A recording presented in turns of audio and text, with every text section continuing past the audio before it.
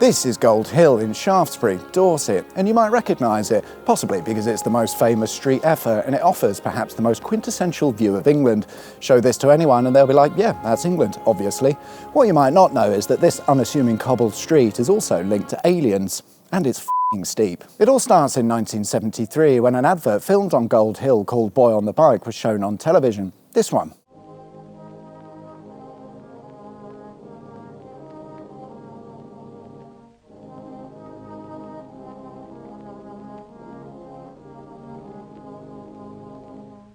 Last stop on round would be old Ma Peggaty's place.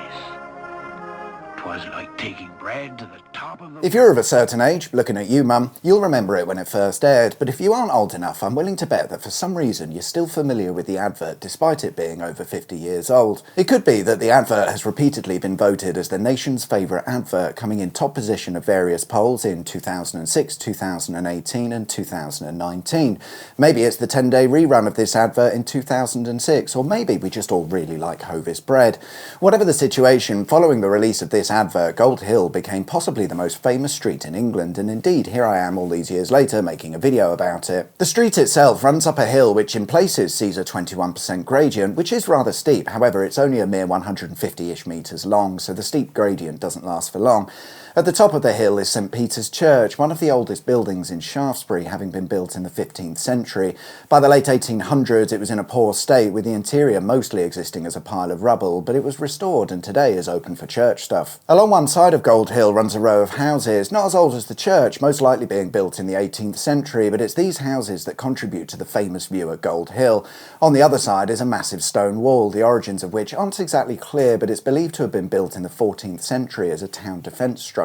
The street surface is cobbled, mostly. I don't want to spoil the magic of it all, but if you walk down Gold Hill just round the corner out of sight of that lovely view, and the cobbled street turns into a regular tarmac road. But what about the aliens? Well, as said, this street was used as a film location for the 1973 Hovis advert, and the advert was directed by a guy called Ridley Scott. And that name sounds familiar, doesn't it? And indeed it should be, because Ridley Scott is also the chap who directed the 1979 film Alien.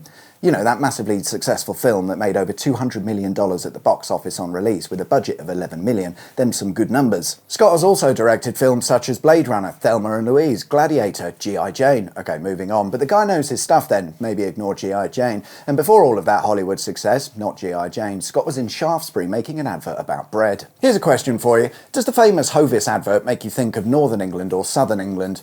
This video is about a street in Dorset, but it seems many confuse the 1973 advert as being based somewhere in the north of England.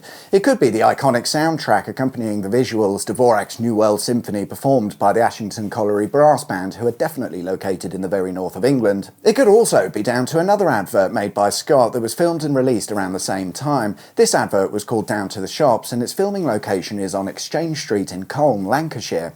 It invokes the same heartwarming feel and nostalgia trip as The Boy on the Bike, but very much set in the north of England, so perhaps we're mixing up the two. Interestingly, Hovis themselves started in Stoke-on-Trent before expanding into mass production with a factory in Macclesfield, which I'd say is more North Middle England. Today, Gold Hill is a tourist attraction that sees visitors from all over the world, and it all seems to have come about following a 1970s TV advert. But perhaps it's not just a TV advert. It's the story and message of hard work, family and community captured within a 30-second advert, and I think it won us over. Not forgetting, of course, the most traditional English scene that you can imagine. When you put it all together, you create one of the most timeless pieces of television that's as good today as it's always been. Thanks for watching.